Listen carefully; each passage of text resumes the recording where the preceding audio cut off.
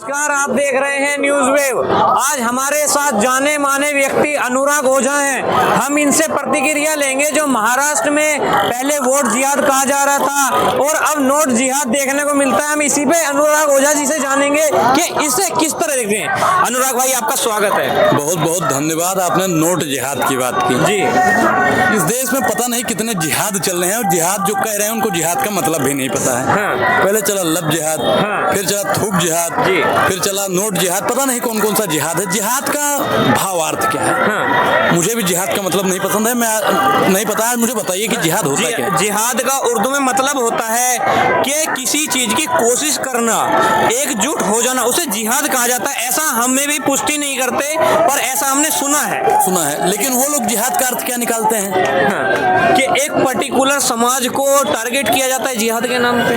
वही तो हम बता रहे हैं। आप बताइए कि महाराष्ट्र में अभी आपने देखा होगा 5 करोड़ रुपया पकड़ा गया। हाँ। और डायरी जो निकली, हाँ। उसका लेखा जोखा 15 करोड़ रुपए का था। जी। मतलब 20 करोड़ रुपए। हाँ। वो पैसे कहाँ से आए, किसको दिया जा रहा है, जनता को किस प्रकार से पैसों से? अभी उत्तर प्रदेश में आपने देखा होगा, उत्तर प्रदेश में किस प्रकार से धमकाया जा रहा है। हाँ। वोट किस प्रकार से धमका के लिया जा रहा है। पुलिस प्रशासन बिल्कुल भारतीय जनता पार्टी के फेवर में हो गई है। कट्टा दिखा के वोट लिया जा रहा है। हाँ। ये कहीं ना कहीं गलत है। हाँ। एक तरफ तो मोदी जी कहते हैं कि हम निष्पक्ष चुनाव करवाते हैं। चुनाव आयोग पे जब सवाल उठता है तो बीजेपी ये भी कहती है कि चुनाव आयोग से जाके बात करो, और इसी पे जब इस तरह का मामला देखने को मिलता है तो कोई प्रतिक्रिया क्यों नहीं है? चुनाव आयोग का मैं शुक्रिया अदा करना चाहूंगा, क्योंकि 6-7 पुलिस वालों को उन्होंने निलंबित किया। हाँ।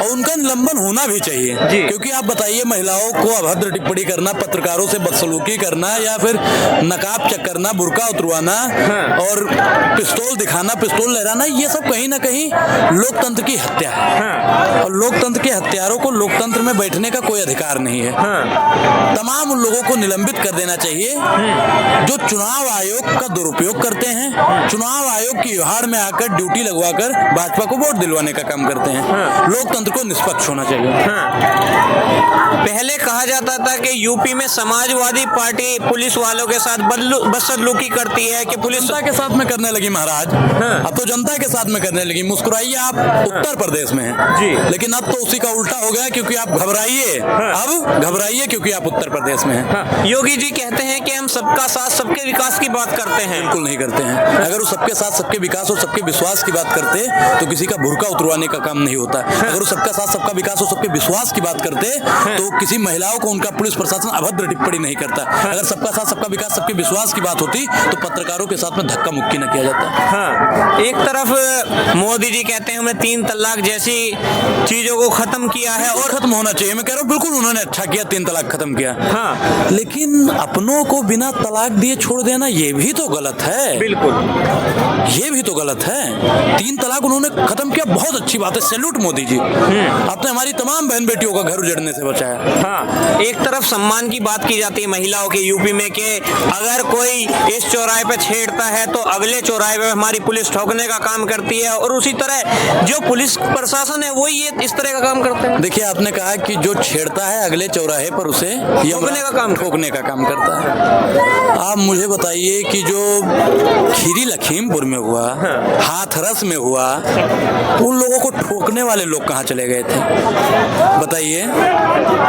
योगी सरकार कहती है हम हमारे सवालों का जवाब दीजिए। आप अपनी जुबान मेरे मुंह में मत डालिए। जी। उनको कब ठोका जाएगा? रामदुलार गौड़ को कब ठोका जाएगा? कह रहे हैं कानूनी प्रक्रिया के तौर पे किया जाएगा। देखिए, आपके लिए कानून, हमारे लिए ठोक दो योजना, जी। कहाँ तक ठीक है? बिल्कुल। एक देश में 2 कानून नहीं हो सकते। जी जी। इस देश में हिंदू, मुस्लिम, सिख, ईसाई सबकी भागीदारी बराबर है। हाँ। न तेरा है न मेरा है, ये हिंदुस्तान सबका है। हाँ। नहीं समझी गई बातें तो फिर नुकसान सबका है। बिल्कुल। जो इसमें मिल गई नदियां उसे भुलाया नहीं जाता। हाँ। महासागर बनाने में मगर एहसान सबका है। जो योगी आदित्यनाथ ने ये बयान दिया है कि बटोगे तो कटोगे, एक रहोगे तो सेफ रहोगे, एक रहोगे तो नेक रहोगे, किससे बटने कटने की बात कर रहे हैं? देखिए, हम लोगों को डराया जा रहा है। हाँ। हम लोग 80% हैं। हाँ। और हम किससे डरेंगे महाराज? 20% वालों से। 20% वाले लोग हमको काट देंगे। अरे महाराज, किस गलत फहमी में आप लोग जी रहे हैं? देश हमारा आजाद हुए 70-75 साल पार हो गया, और आज भी हमारे अंदर गुलामी जैसी मानसिकता को बैठाया जा रहा है। हाँ। हम लोग इतना जागरूक हो चुके हैं कि हमको कौन काटेगा और कौन बांटेगा। हाँ। हमको सिर्फ और सिर्फ बांटने का काम किया जा रहा है। हाँ। हमको रोजगार के नाम पर बांटा जा रहा है। हाँ। महिलाओं को सशक्तिकरण के नाम पर बांटा जा रहा है, किसानों को एमएसपी के नाम पर बांटा जा रहा है, दलित पिछड़ा आदिवासी को जाति के नाम पर बांटा जा रहा है। अगर वाकई में ये किसान हितैषी हैं, युवा हितैषी हैं, महिला हितैषी हैं, दलित पिछड़ा आदिवासी हितैषी, तो उनके हित में काम करें ना। ये वाकई में जो हिंदू की बात करते हैं, मैं उनसे पूछना चाहता हूँ कि इलाहाबाद में जो हमारे युवा पीटे जा रहे थे, आपने भी देखा होगा यूपीएससी के जो थे, क्या उसमें मुसलमान थे, हिंदू नहीं थे? बिल्कुल। जब लाठियां पड़ रही थी तो क्या हिंदुओं को लाठियां नहीं पड़ रही थी? तब आप कहाँ हिंदू हितैषी हुए? आप हिंदू हितैषी कहाँ हुए? जब महिलाओं का शोषण हो रहा है और आप खामोश हैं, तब कहाँ आप हिंदू हितैषी हुए?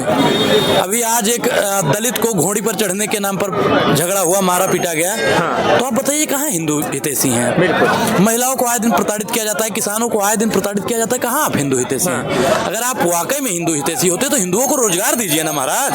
83% देश का युवा बेरोजगार है, 3% मुसलमान को हटा दीजिए, 80% तो युवा हिंदू होगा ना जी, है? तो उन 80% को तो रोजगार दीजिए। फिर से अनुराग भाई हम महाराष्ट्र में बात करते हैं। महाराष्ट्र में ही बात करेंगे। महाराष्ट्र में भारतीय जनता पार्टी का सुपड़ा साफ होने जा रहा है, क्योंकि जिस प्रकार से एग्जिट पोल तो आने दीजिए, एग्जिट पोल और एग्जिट पोल दोनों में विरोधाभास है।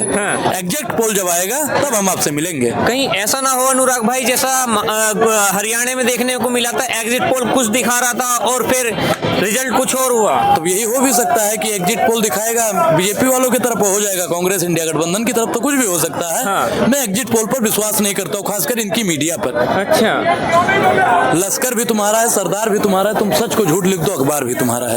इस दो जो ये पैसा पकड़ा गया है महाराष्ट्र में, कहीं ना कहीं बीजेपी इसमें बहुत बड़े नुकसान नहीं कर सकती है। जा भी सकती है और तंत्र है तो, क्योंकि ये लड़ाई तंत्र और लोकतंत्र की होती है और तंत्र हमेशा हमारे लोकतंत्र पर हावी है। ऐसा आरोप लगाया जाता है, असदुद्दीन ओवैसी महाराष्ट्र में भी थे, ऐसा कहते हैं कि जहां बीजेपी को हारने का डर लगता है, असदुद्दीन ओवैसी नहीं उतरते। देखिए, कुछ लोगों का मानना है कि ओवैसी साहब भी टीम, हाँ, कुछ लोगों को मानना है ए टीम है। कई लोग बहन कुमारी मायावती जी को भी ए भी बोलने का काम करते हाँ, हैं। जैसे आपके बाई इलेक्शन में अभी तक कभी बसपा लड़ी नहीं है। कई बार चंद्रशेखर रावण को भी ए भी बोलने का काम करते हैं। हाँ, मुझे लगता है कि ओवैसी साहब हक अधिकार हाँ, संविधान की बात करते हैं, हाँ, मानिस्टर हैं वो। हाँ, चंद्रशेखर रावण जी भी हक अधिकार, रोजगार, शिक्षा, स्वास्थ्य नहीं पढ़ते। हाँ, बहन कुमारी मायावती जी भी आरक्षण की बात करते हैं, संविधान बचाने की बात करते हैं। हाँ, और संविधान को बचाने वाला, रोजगार की बात करने वाला, महिला की बात करने वाला, किसान की बात करने वाला, भ्रष्टाचार पर बात करने वाला भारतीय जनता पार्टी का बी टीम हो ही नहीं सकता, क्योंकि भाजपा की इन सब नीतियों से, इन सब चीज़ों से दूर दूर तक कोई नाता ही नहीं। ऐसा कहते हैं असदुद्दीन ओवैसी के बारे में कि जहाँ भी ये भड़काऊ भाषण देते हैं वहाँ हिंदू एक होते हैं और बीजेपी को फायदा होता है। देखिए, हिंदू हमारे कल भी एक थे, हिंदू हमारे आज भी एक है। हाँ, और असदुद्दीन ओवैसी साहब चुनाव लड़ रहे हैं, जीत हार जनता के हाथ में है। बाकी महाराष्ट्र